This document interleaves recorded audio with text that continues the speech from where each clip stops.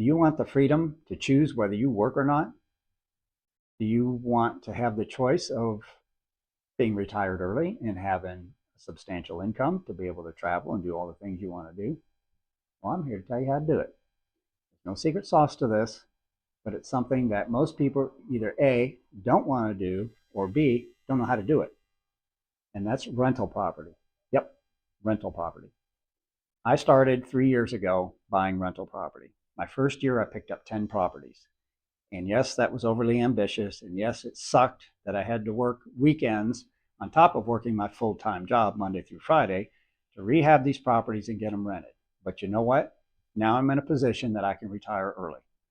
And I'm going to use that a little loosely because I'm right at the beginning of the retirement age. But had I not done this, I would be working until I was 70 years old. So I'm actually retiring earlier than some of my peers are just because of that. And this is something that over the years, I would say probably the last 30 years or so, that seems like every year, year and a half, I would think about doing this.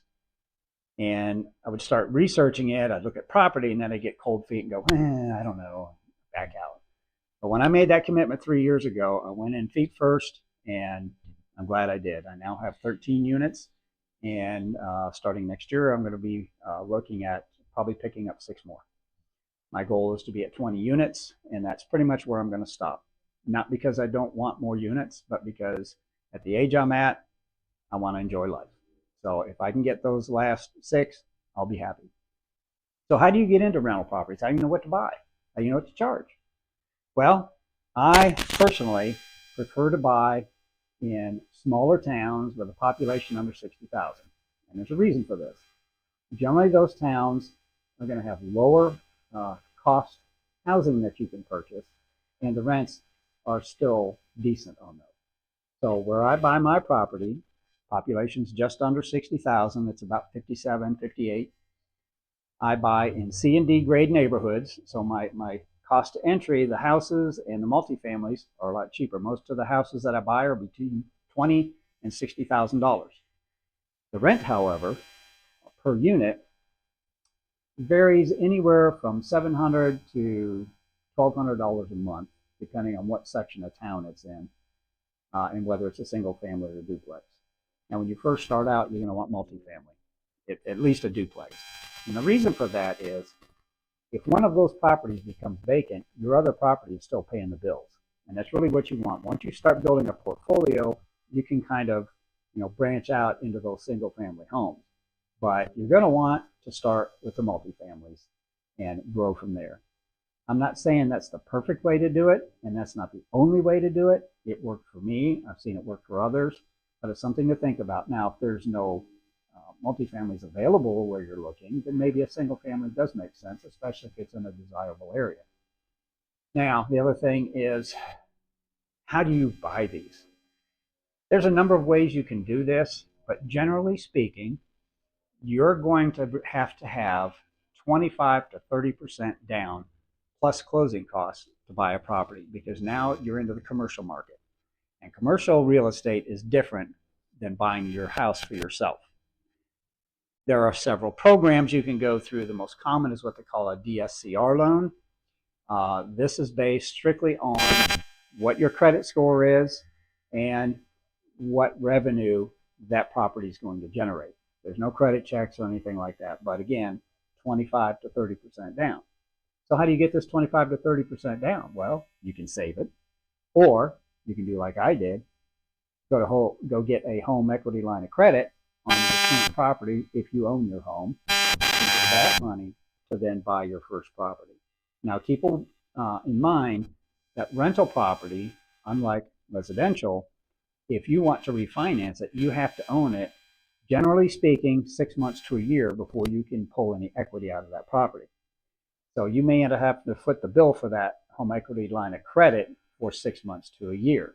Now, I say that loosely because you're going to have income coming from this property. But what you want to do is once you have that property seasoned, and that's what they call it, seasoning, you can go back and take out a loan against the new value of the property because you've probably rehabbed it.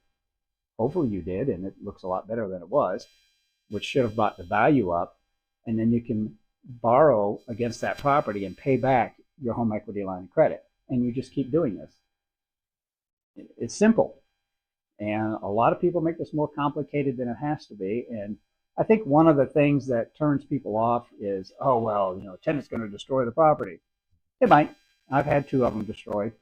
But, you know, it's the cost of doing business. And I get to write it off on taxes. So the only thing it really cost me was maybe a month's worth of rent while I got it back in shape and got it rented again. And most of that damage that they're going to be doing is it's going to be painting walls, replacing flooring, things like that.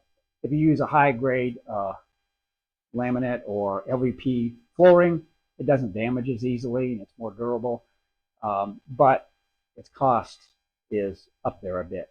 I found that doing carpeting, especially since I lay my own carpeting, and that's something you might want to check into, and we'll discuss that in a minute. But so I can lay my own carpeting, I have my stretcher and everything, and an average size room that's 12 by 12 is going to cost me about $150.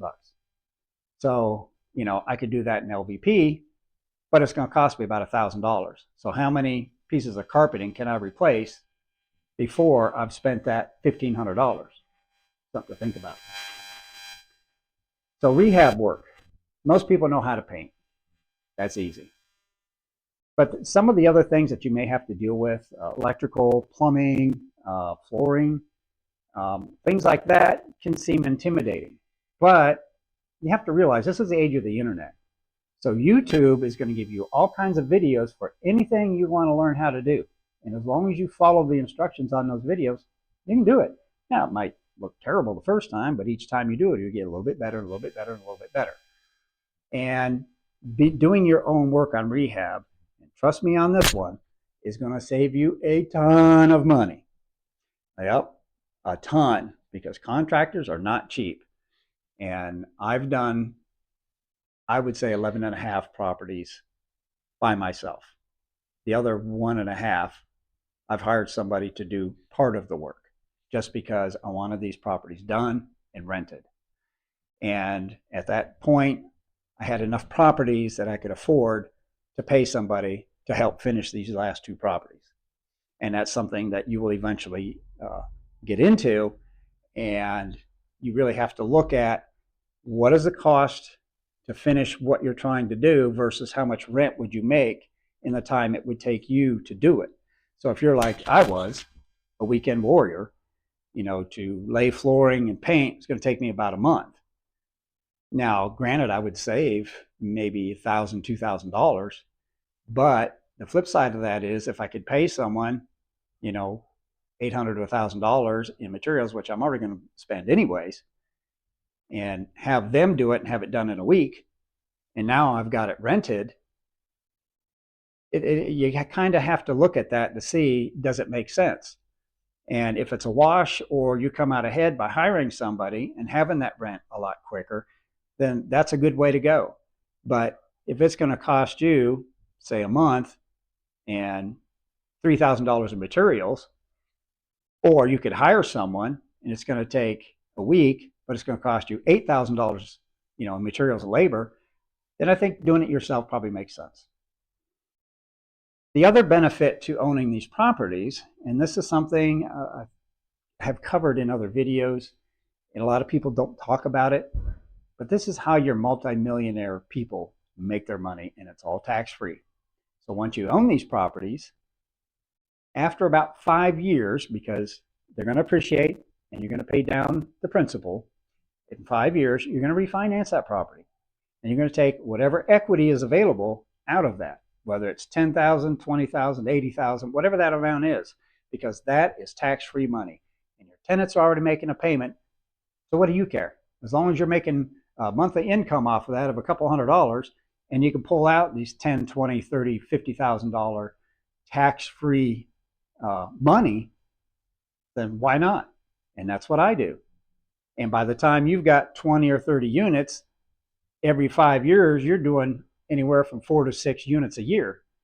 And if you're averaging $20,000 a unit, that's $120,000 a year, tax-free in your bank account. And it didn't cost you anything because the tenants are paying for it. This is the best rig you could ever ask for. And there's a reason why the people in power do real estate. And it's why they never, ever bother to regulate it like anything else out there, because this is their money shot and they're not going to touch where they make their income. And you should be doing the same thing they're doing. If you want to get wealthy and you want to live life on your own terms, you want to be free of debt, you want to be free of being, a 9 to 5 chained to the desk person, then you need to get yourself some rental property somewhere. And I don't care if it's halfway across the country. There are management companies that will manage everything for you. I mean, all the way from they'll do the complete rehab all the way up to as simple as just collecting the monthly rent. It just depends on, where it is in relation to where you live and how much you're willing to spend to climb that ladder and get those units. So let me know what you think. Is real estate something that you would consider? Is it something you've already done? What was your experience with it? Give me a like. There it is. Give me a like, subscribe, give me a comment. And if you know somebody that can benefit from this information, share it with them. I'll see you next time.